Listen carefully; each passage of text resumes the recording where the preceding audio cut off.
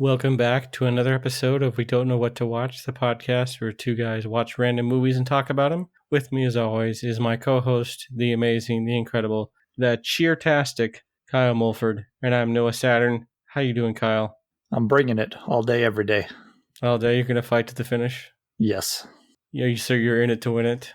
I am in it to win it, so bring it on. Okay, so all or nothing? All or nothing. Okay, worldwide cheer smack. I don't know how to fit that one in. Anyway, so this is one of our mini episodes, sometimes called maxi episodes, where we talk about what we've been watching with the creative title, What You Watchin'. So Kyle, what have you been watching? I watched a movie on Amazon Prime from 2022 called The Lost City, which I think you had talked about before on the podcast. And this is Sandra Bullock, who's an author of adventure romance novels, and her cover model, Channing Tatum, who does kind of like the Fabio thing for her book covers. They're doing a book tour, and then she gets kidnapped by billionaire Harry Potter, and she put something in her book that made him believe that she actually does know a language that leads to some treasure or something, and so kidnaps her and takes her to this island, and adventure ensues. And it's just kind of I kind of enjoyed it. It was a fun movie. It took a little bit to get into, but then Sandra Bullock and Channing Tatum were good together, and there's a cameo by Brad Pitt that is quite fun. So I'm sure he probably produced the movie or something. Yeah, he's in it for like 5 minutes, but he's so great. Yes, it's a very fun cameo. And yeah, it's nothing spectacular, but I had a good time watching this. I think Sandra Bullock and Channing Tatum worked well together. Yeah, I think it's a pretty solid, goofy adventure action comedy. All right, so then on Shudder, I watched a 2017 film called Tragedy Girls. This one was about two high schoolers who are trying to get like their followers on Twitter and all whatnot, and they're talking about like some killer that's in their town. Well, then they catch the killer because they're trying to figure out a way to get more followers, because they're being all the tragedy girls about like the tragedy in the town and all that, and just to get more popular and everything. And then they find the killer, and then they decide what's a better way to make this work for them even more. Well, if they just kind of kidnap the killer and then do the killings themselves, so they know what's going on. And it's very, very dark, satirical. I when I heard about this, a lot of people compared it to Mean Girls, but I think that's kind of in the way the comedy is done in it. It's very dark. I really dug the heck out of this movie. So it's streaming on Shudder, and I'd recommend it. Nice. And then on DVD, I watched a 2022 film that you've already talked about also, Everything Everywhere All at Once. I finally got to see this one. Oh my God, I love this so much. This movie, I watched this with my wife, and this was amazing. It was good to see Short Round back. Both my wife and I both commented on he sounds exactly like he did as a kid. It was kind of uncanny seeing him as a grown man, but he still sounded like Short Round from the movies. But he was so good in this movie. Oh, agreed. And it was great to see him back, because he had to play, like, he had to go in and out of different roles, snap in and out of different roles. And he did such a good job with it. This movie just is a crazy movie about a woman who learns that she can snap in and out of different realities, or like get like talents from different versions of herself. It's really weird. And bizarre how they do that, and then the different worlds and the different realities they go into, and it's just this touching story about this family who just owns a laundromat, and they're having marital troubles and having troubles with their kid, and then they throw in this big wacky multiverse scenario, but it's ultimately at the end just a very touching movie. My favorite universe was either the ones where they have hot dogs for fingers, or the one where they were just rocks. Yeah, I loved the rock bit. You can't move, we're rocks. So yes, the best part about that scene is just a static shot of two rocks, one being the daughter Joy and one being the mother, and there's no sound except just like ambient wind or something. And then instead of voices, it's all just like text appearing on the screen.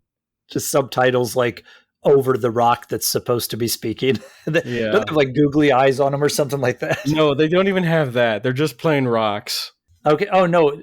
Yeah, they didn't. There is googly eyes in this movie though. A lot of googly eyes. Oh, yes. But yeah, this was just so well acted and such a sweet little story, and I would highly recommend this one. Absolutely. Go watch it right now. Then on Amazon Prime, I watched another 2022 film called Samaritan with Sylvester Stallone. Yes. Sylvester Stallone is unbreakable. Yeah, basically. He's an ex-hero. There were these two brothers in this generic city, and it might not even be generic city. I don't even know if it was set in New York. I don't know. But they were both like pretty much indestructible, but one of them became Samaritan, the hero of the city, and one became Nemesis, I think, the villain of the city, and they had battles, and then finally Nemesis was killed, and Samaritan went into hiding, and a boy kind of deduces that his neighbor Sylvester Stallone was Samaritan and tried to get him come back out as a hero because there's another guy who idolizes Nemesis and wants to follow in his footsteps, and so he draws Samaritan out, and I kind of liked a fun little twist at the end, but pretty standard fare. But again, another movie I enjoyed. I like watching Sylvester Stallone in these kind of movies, and he did well. So it's on Amazon Prime. So if you have an inkling to watch it, it's not a bad film. So what you're saying is there a scene where it's a dark night? There might be a few. And then he returns? Yes. So what you're saying is In the Dark Knight returns? Yes. That is exactly what I'm saying. Okay. Just want to make that clear. Then a while back, I bought the Blu-ray set of the all 7 Tremors movies because my daughter and I watched all of them during the pandemic, so I've talked about them. But she's like, "Dad, I want to watch those again." So we started up again, and I watched Tremors from 1990. And since I've already talked about it, I'm just going to say I love this movie. It's a giant worm trying to eat people in the desert. It's great. Watch it. I'm still mad that we never got that as a Tremors TV show where they even were able to get Kevin Bacon back. Michael Gross was in the 1 season Tremors series. So there was a Tremors series. Well, there was a new one where they got back Kevin Bacon, so that never made it past the pilot. Yeah. Oh, that would have been awesome. I didn't even know about that. You can find it online. I need to find the one that actually made a whole season. But anyway, I continued on with my daughter and watched Tremors 2 Aftershocks from 1996. Another fun time. And then we watched Tremors 3 Back to Perfection from 2001. So it's the thing about with 2 and 3 is you get the progression of their evolution into shriekers and ass blasters. So that's always fun. Of course.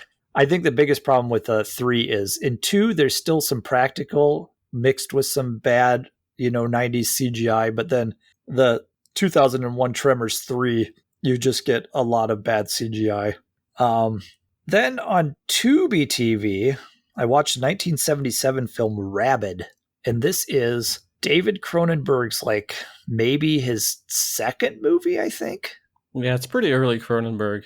Yeah, you can tell it's one of his earliest and first films. It feels very low budget, but it's kind of an interesting story. It's a guy and a girl get in an accident on a motorcycle, and then they're near a hospital that's doing experiments with stuff, and she gets a skin graft on her face, but they use some sort of new technique that, because it's David Cronenberg, gives her basically a vagina in her armpit that shoots out a little penis that bites people. That old chestnut. Yeah, because if it's Cronenberg, you have to have some sort of vagina looking opening, gross opening on a human somewhere that's not supposed to be there. Well, can you put in a VHS tape? No, the opening didn't get that big. We had to wait for Okay. Videodrome. Okay. So it was like maybe like a mini DV tape. Yes, yeah, maybe a mini DV. But she wakes up from a coma because she goes into a coma after the surgery. She wakes up and then she starts like biting people with her armpit vagina penis, and and then everyone turns all rabid so that like they think there's this giant outbreak of rabies. But the thing is, people die soon after they show symptoms. And it's like, oh, we can't cure this. If you get bit, you're going to go crazy for a bit and then die. Well, then, it traces back to her, and she finds out, oh my God, I'm the one who started this whole thing. Oh no. It's a crazy, weird movie because it's Cronenberg, but I kind of enjoyed this. If you're a fan of Cronenberg, go back and watch this early one by him, called Rabid. It is streaming on Tubi right now for free. I always get this mixed up with The Brood or Brood. Was that also Cronenberg? Yeah. Okay, I think I watched that last year. Yeah, and then on DVD, my own DVD actually that I own, I watched the 1994 film The Shawshank Redemption. Pretty much everyone knows this movie. I haven't seen it. What? Tim Robbins, you know the premise, right? Because Tim Robbins plays a little boy that sees a dead body, then he wakes up and becomes Richard Dreyfuss. Yes, that's exactly what I was going to say. He gets thrown in prison for murdering his wife, but then he goes through all this and stuff in prison, and he meets Red, played by Morgan Freeman, and makes it through. And then you find out that he was innocent the whole time, and then spoiler, he escapes. And people know this one. It's very popular. It's a lot of people's favorite film, and it's one of my favorite films. So he escapes and then becomes a fugitive? Yes, and Tommy Lee Jones chases him. Okay, but then after that, he goes to the Amish country and becomes a witness? Yes. This is the wrong actor there, sir. something firewall. I said Tim Robbins, not Harrison Ford. Oh, come on. Okay, so people know that movie. It's good. Go watch it. One of the best Stephen King adaptations, and it's done by Frank Darabont, who also did The Mist, another great adaptation, and The Green Mile, another great adaptation. So keep giving Frank Darabont Stephen King material. Then I got out my Blu-ray set and watched the 1972 sequel, Lone Wolf and Cub, Baby Cart in Peril. This one was a lot of fun because you get the baby cart in peril. So you get like a little adventure with the little kid going off and getting lost from his dad and showing how badass he is as like a 2-year-old. It's pretty cool. And then you get some more, sword fighting with the dad and blood and cool fights. And these are just fun movies. Hour and a half, breezy hour and a half. So another good run together after a while, but I've seen all of these and I've talked about all of them. Yeah, you have. So it's like I said, they do run together, but not in a bad way. It's just they're really breezy movies and short and fun and bloody and cool fights and they're just I'd recommend all of them so far. I'm having a blast watching these.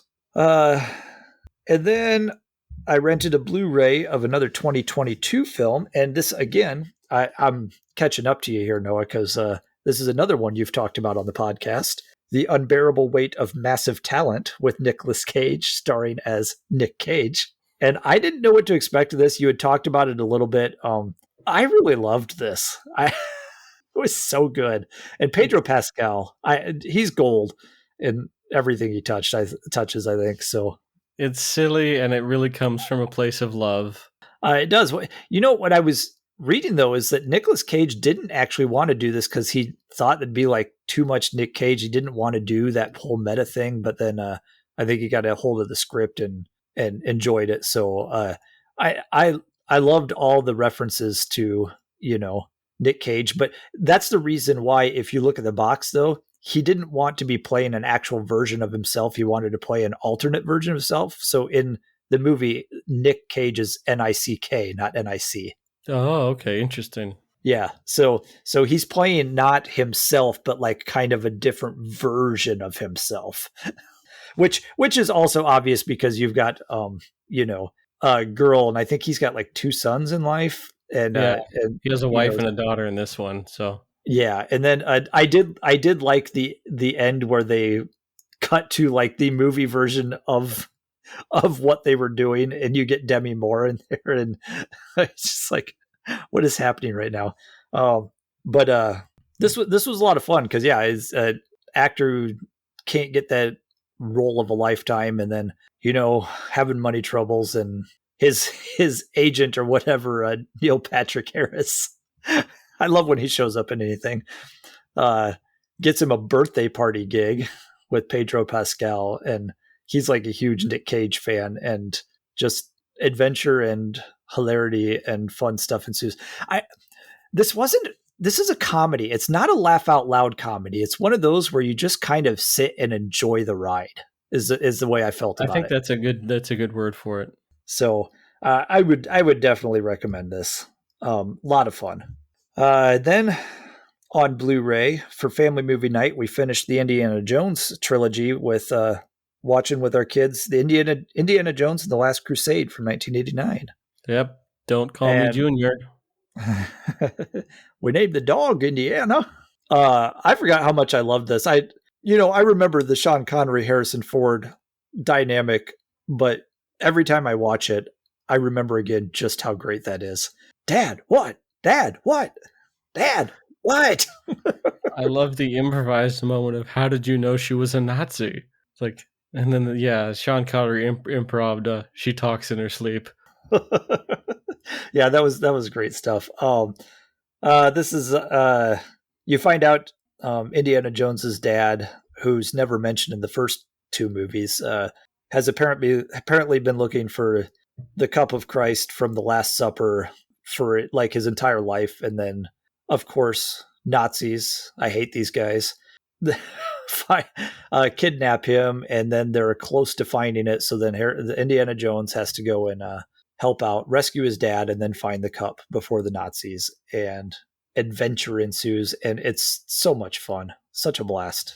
It's too bad we didn't get another Sean Connery, Harrison Ford Indiana Jones movie, because they really played off each other really absolutely well.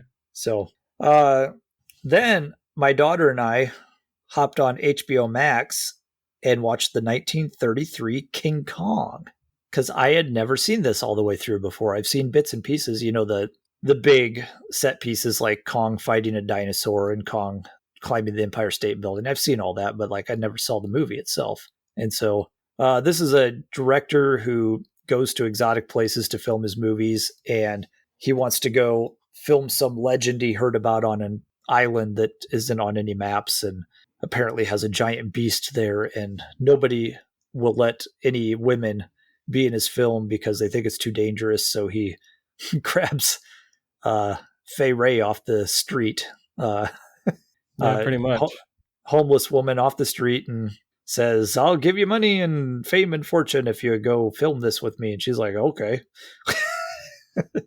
And they go and they find Kong, and things go bad, and she actually gets kidnapped by King Kong, and they have to go rescue her, and then they bring her back, and 'twas beauty that killed the beast. Watching that movie, I was listening to a podcast which prompted this, and they're like, I hate that line because it places the blame on her. And it's like, yeah, when you watch the entire movie, that's such a shit thing to say. It's like, oh, it's her fault. We kidnapped this beast from the island and put her in front of it. Yes, it's entirely her fault. That you guys are all dumbasses that took this giant beast out of its natural habitat. For shame. But this movie is really great though. And the stop motion animation is fantastic. I think this might be a movie that really inspired Harryhausen. Oh, this absolutely inspired Ray Harryhausen. This was kind of his biggest inspiration. It led him to track down Willis O'Brien, and then Willis O'Brien became his mentor. Yeah, so this is a very important film in movie history just because it gave us Harryhausen afterwards. And the fact that this stop motion, like watching it 90 years later, is still, you just get immersed in this world, and you don't even care that it's stop motion. It's just so fantastic. So this is streaming on HBO Max right now, and I would highly recommend watching this. And then I went and rented another DVD, 2021 film called Red Rocket, Sean Baker's third film. He did Tangerine, which I think was one of those that was like filmed entirely on his iPhone or whatever, and that got rave reviews. And then he went and did the Florida Project. I never saw Tangerine, and Florida Project, I was like, yeah, it's a fine movie. He's a good director. He catches real life, you know. It kind of feels like real life, but like it was following a bunch of kids that just sucked. I didn't like these kids. And then you get Red Rocket, and this is following a guy who comes back to Texas after being out in LA for a while doing pornography. And he was like a huge porn star. And he's just kind of a selfish asshole throughout the whole movie. And you're following him, and just, I don't know. It's hard because he's not a real likable person, but I was still intrigued through the movie, even though I didn't like the things he was doing. So I think that's a credit to Sean Baker as a director and a writer. I didn't love this movie, but I appreciate Sean Baker's films for what they are. And like I said, he captures, you know, it feels real, like you're just watching real people. I don't know how much I recommend this. I'm not a huge fan of his, but it's a decent movie if it seems intriguing to you at all. Then on Blu-ray, my daughter and I watched Tremors 4: The Legend Begins from 2004. So another Tremors movie. Already talked about this one. This is one where Michael Gross plays his own ancestor from 100 years before, and they run into tremors in Perfection, Nevada, which was at the time was called Rejection, Nevada. I don't know why people don't want to come here. This is probably my least favorite in the series, but that's what I love about the series because I still enjoy this one. So nice. But yeah, I've already talked about these before in the past, so I'll move on to another DVD I rented from 2022 called Family Squares. This came out just like Hollywood Squares, just like it. This came out this year, but it was about it's set in 2020 during the pandemic. There's a family that the grandmother is dying, and they can't get together because there's a pandemic going on. I think it was narrated by Rob Reiner. I think that was who it was. But it's got Henry Winkler in it, Ann Dowd, Margot Martindale, June Squibb is the grandmother, and then there's and Judy Greer is one of the kids, and then one of the grandkids is the girl from now I can't think of the movie, 13 or something like that.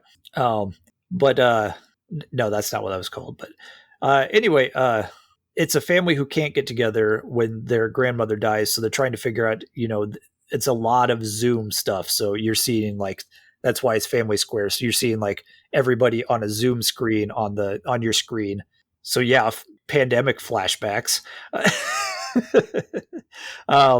But the thing I like about it is they're trying to figure out how to do this in a COVID world where you can't get together in person. But the movie also works on a level of, this grandmother is like, you've all got secrets and I know what they are. And so she recorded stuff before she died, and they watched those videos, and she's like, here's this thing happened, and everybody gets in a fight. But like, it's about family not lying to each other, and, you know, just being family.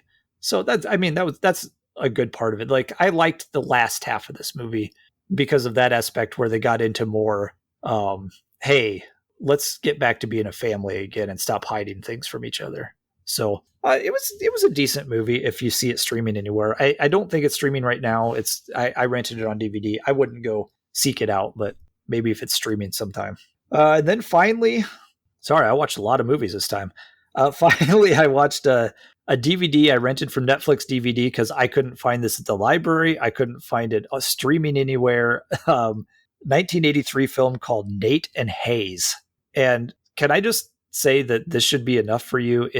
It is a 1983 Tommy Lee Jones pirate movie with a screenplay by John Hughes. What? That was my reaction when I learned about this movie. I'm like, I was a huge John Hughes fan growing up. How did I not know this movie even existed? Well, they can't all be winners.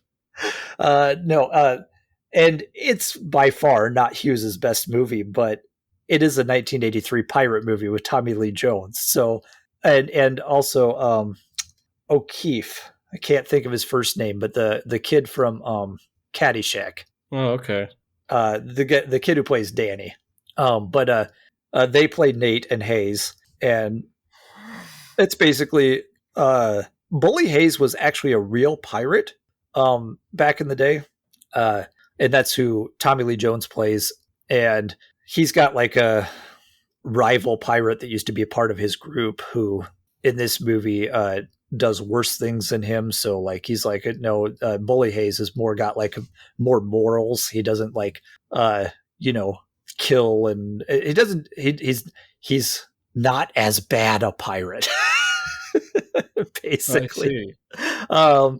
But trouble ensues when Danny from Caddyshack, his fiance, is kidnapped by the other pirate, and he thinks that Bully did it, so he goes after Bully. Then he finds out he didn't do it, so then those two team up to try and rescue her. So high seas adventures. I liked this movie. It was a fun movie, fun swashbuckling pirate movie with Tommy Lee Jones. I mean, what's not to like? So what you're saying is that in this movie there were pirates? There were pirates in this movie. Okay, and then what sea do you think they were in? I don't know. Well, okay, will they be like more like Cuba, Tortuga, or the Caribbean, or is it the Caribbean?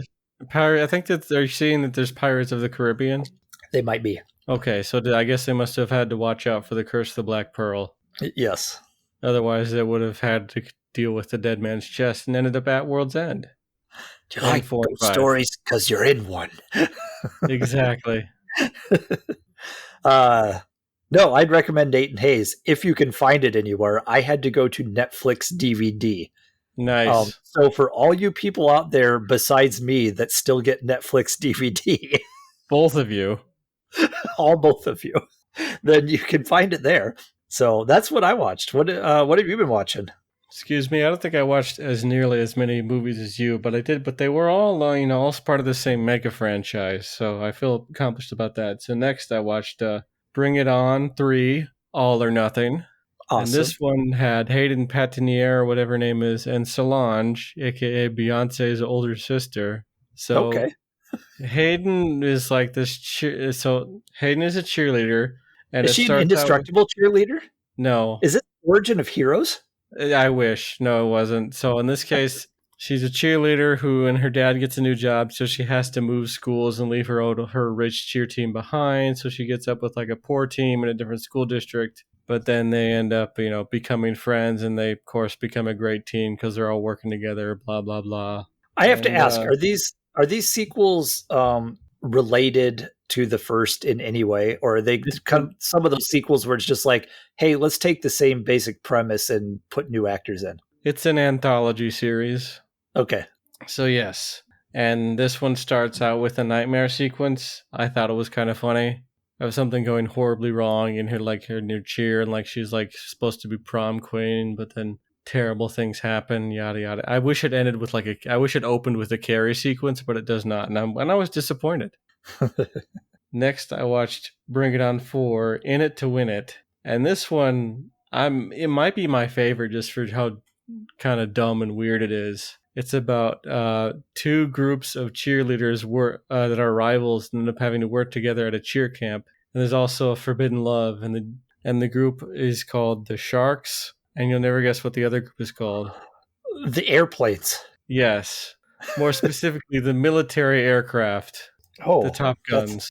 The Top Guns. Yes. No, it's the Sharks and the Jets. And then there's forbidden romance between the cheer captain of the Sharks and then one of the Jets. So anyway, they do have Was the leader the Benny? Was the leader's name Benny? I wish so. But no, then they did have a cheer fight, and then they end up having to work together, and they combine the uniforms to become the Shets to win the... Please tell me that's not real. No, that is what happens. They work together to become the Shets. Oh, that's too good. Yep. And then everything's happy and also starts out with the nightmare sequence. So right now we are 4 for 4 with movies starting with nightmare sequences in the Bring It On franchise. Did the first one start with one? Yes. I guess it's been too long since I've watched it. I don't remember the nightmare sequence. Okay, then I watched Bring It On Fight to the Finish. This is the 5th in the series. They just finally stop cheering and just duke it out. I wish. Honestly, I don't even remember this one. Did you not fight? Did you not fight sleep to the finish? No, we watched like 3 of them back to back one day, all from renting them from Amazon Prime. Oh, Anyway, so yep, Fight to the Finish. Also, oh no, I remember this one. This one is different because it's like a young Latinx student moves to like a rich school district, so then she has to bring her kind of fun talents and a couple of her friends to the rich school, and then they become a really good cheer team. And also, it starts with another nightmare sequence where she's cheering and cheering pretty well, but then all of a sudden, like these stereotypical, like Mexican American East LA style gangsters come up and then they out cheer her, and it's really funny. all right. And finally, we get to the final film in the franchise for now. Bring It On, Worldwide Cheer Smack, and it's hashtag Cheer Smack. Oh no! Correctly. So this one is about a cheerleading team, and they're called the Rebels. And then, like all of a sudden, in the middle of their performance, their cameras get hacked, and then it turns out like there's this mysterious like cheerleading group. They wear all black, and then they wear masks, and they call themselves the Truth, and they're here to call out how the Rebels are actually evil, they're liars, and they don't deserve how much they don't deserve to win and everything. So there's this. And it starts out like this worldwide contest of people like going after the Rebels. So this is like when I call this one Bring It On discovers social media. Because they're all about like, I posted this video on my IG. I've got this many IG followers. And Did they do a 3-minute cheer for their TikTok? No. TikTok wasn't invented yet. This was 2017. So oh, okay. It's like she's going to be cheer-miliated, or they just put the word cheer in front of things. That's kind of like aka this, aka that. Well, yeah, pretty much. And what it really reminded me of is just made like a scene from Community where they just kept putting the word Dean in front of things, like yes. Good Dean. Yeah, he just finds a way to make a Dean pun, and then they get in. Yeah, but the point is, it reminds me of the Dean, except it just made me wish I was watching Community for the Dean. Right. So yeah, so then of course this one ends where we find out that like the leader of the Truth, the evil cheerleading squad, was actually the main character's good friend Hannah, who was trying to take over the cheer squad. So they have to put together a new cheer squad, so they get a group of like break dancers from the streets. So I guess you could call this an unofficial sequel to the Break-In duology. I know that was your next question. And then she falls in love with the graffiti artist. I think it would have been better to come full circle, and the leader of the Truth would have been Kirsten Dunst. I thought allegedly Gabrielle Union wants to come back, so I think if anything she'd have to come back as a coach. Yeah. Or something. But anyway, then there was also this other character who's kind of like this, I guess, world celebrity called like Cheer Goddess, and then people could call in and ask her questions about cheer. And she also hosted this virtual competition at the end that they had. Cheer Goddess played by Vivica A. Fox. So nice. If anything, that should have been Kirsten Dunst or Gabrielle Union. That'd be a fun reference. Yep. So they win. Everyone's happy. And this one wasn't as good as the others, in my opinion, because it did not have a nightmare sequence at the beginning. So, oh, man. No Freddy Krueger. According to, well, now that you say that, according to the Wikipedia article on the series, they're making another one where they're kind of turning it into a slasher film called Bring It On, Cheer or Die. They're making everything a slasher film. Did you see that Winnie the Pooh is now a slasher film? Yes, because it's public domain, baby. That looks creepy. Yes, I'd watch it. Awesome. So you made it through all the Bring It Ons. Yes, I finished the Bring It On sextology. Is that everything you watched, or did you watch anything else? That is everything I watched because clearly they took up so much space in my mind. I just couldn't think about anything else. I have a question. Okay, you made it through this whole thing. Did you finish all of the Medea cinematic universe? No, I've still got some more Medea to go because there's like because there's still Medea Halloween, excuse me, Boo a Medea Halloween and Boo 2 a Medea Halloween. Yeah. And did you see And there's there's a new movie coming out on Netflix? yeah, I think that's already out, but then there's also like Medea says goodbye or whatever that was supposed to be the final one, and then Netflix gave him money, and it's like Medea's reunion or something. Yeah. So I saw that trailer recently. That's why I thought I'd ask about that. No, I still got to get back into that series. I'm pretty sure there's more Medea movies than there are Bring It On movies, though. Yes, by far. All right, what do you got on your slate to watch next besides more Medea? Well, there's always more Medea, and then hopefully, if I can, I want to. I don't know, just watch more. Probably might go back down memory lane, watch some old Disney animated stuff. I started watching Snow White, was really enjoying that, and just amazed at the technical prowess. That is quite incredible. Cool. I think I've got what I don't remember if Baby Cart and Peril, like you said, they kind of all blur together. I don't remember it's the fourth or the fifth one, so I have one or two more of those to go. So I think I'm going to finish off that series soon. So, but speaking of people in peril, you can help us out and find us online. I'm on Twitter at AwesomeKM. And I'm on Twitter at Noah_Saturn. That is spelled Satern. And we're on Instagram at We Don't Know What to Watch. And you can email us, we don't know what to watch at gmail.com. So until next time, keep watching. Yep. And give me a cheer. Thank you. Huzzah!